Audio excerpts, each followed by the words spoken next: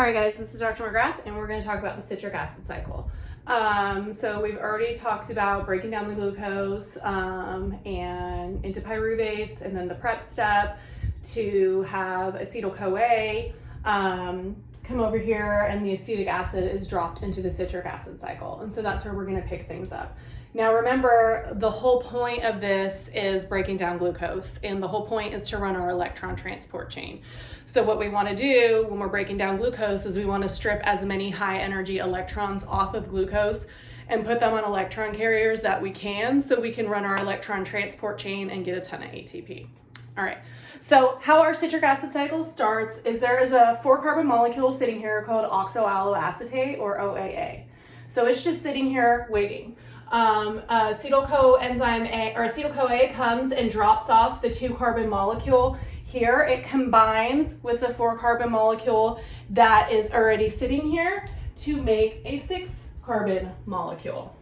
So this 6-carbon molecule is called citric acid. That is why this is called the citric acid cycle.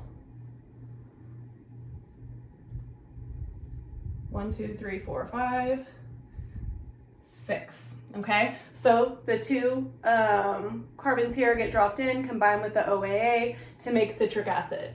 Then the coenzyme A can go pick up another acetic acid and bring him over. So remember, this would be happening, this whole cycle would be happening 2 times per glucose molecule, because we would have 2 acetyl-CoAs per glucose molecule. So we have this 6-carbon molecule here called citric acid. And now remember, the whole point of what we're doing here is we're trying to strip those high energy electrons off of this molecule. So that's what we start doing. So what we do is we remove 1 carbon as CO2, all right? So remember, we do have oxygen present if we're running the citric acid cycle. If we didn't have oxygen present, we would have went over to fermentation. So we remove a CO2, and remember what I told you before, every time we get a CO2, we also get an NADH. So we have our NAD+, which then turns into our NADH with 2 electrons, okay? So that then can go over to the electron transport chain, dump off his electrons and his hydrogen ion. And then what we have left here is a 5-carbon molecule, okay? 1, 2, 3, 4, 5. So now we have this 5-carbon molecule, and we just do the same thing again. We strip off carbon as CO2. Whenever we get a CO2, we get an NADH. So here is our CO2, and we also get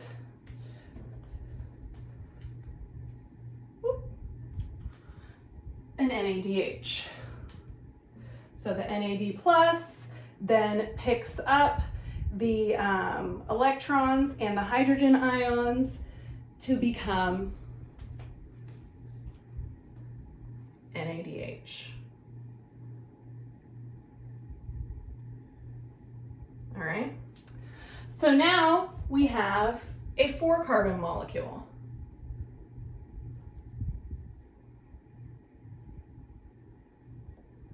But this 4-carbon molecule is not the same as this 4-carbon molecule.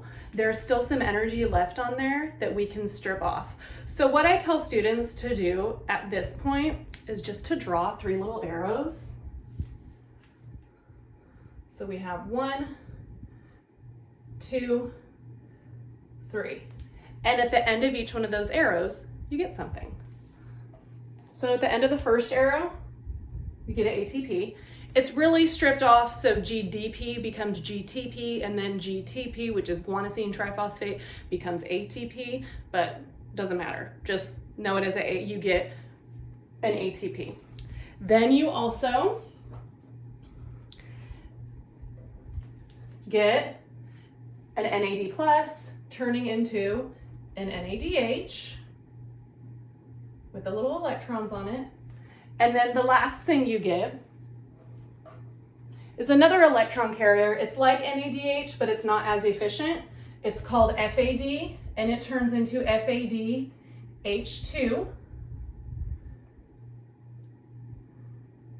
with the little electrons, all right? And then we're back to OAA. When we're back to OAA, the cycle can happen again. So again, to go over this one more time, we have acetyl-CoA up here. There's the 2 carbons. Remember, those came from the pyruvate. So the coenzyme A drops off the acetic acid and it comes in here and combines with OAA, oxoalloacetate, which is just sitting there waiting, a 4-carbon molecule. Those combine together to make this 6-carbon molecule, which is citric acid. This is why it's called the citric acid cycle. So then the whole point of this, remember, is we want to get those high energy electrons so we can run our electron transport chain. So we just start removing carbons. Those are removed as CO2. Every time we get a CO2, an NAD plus turns into an NADH with the little electrons on it that it can take over to the electron transport chain. Then we have a 5-carbon molecule that I don't care you know the name of because it doesn't hang out for long. This 5-carbon molecule, we then do the exact same thing again. Strip off the CO2, and whenever we get a CO2, we get our NADH. Then we have this 4-carbon molecule here, which again, I don't care if you know the name of it. We have this 4-carbon molecule. It's not the same as OAA, and there's still some energy left on there that we can strip off. So what we do, what I tell students to do is just to draw 3 little arrows, and at the end of every arrow, you get something. So at the end of the first arrow, you get an ATP. The end of the second arrow, you get an NADH. And the end of the third arrow, you get a FADH2, which is like NADH. It's an electron carrier. It's just not as efficient. Remember, this cycle would happen twice per glucose. So we got out of this a bunch of electron carriers, right? The NADHs and the FADHs. And then we got 1 ATP. Oh, all right, not, nothing great, but I'm not gonna, not take it. And then we also got CO2. So we have our electron carriers, and all of our carbon at this point has been expelled as CO2, and we have a little bit of ATP. So the next thing we're going to do is go on over to the electron transport chain and see what the hell we made all these electron carriers for. All right, bye guys.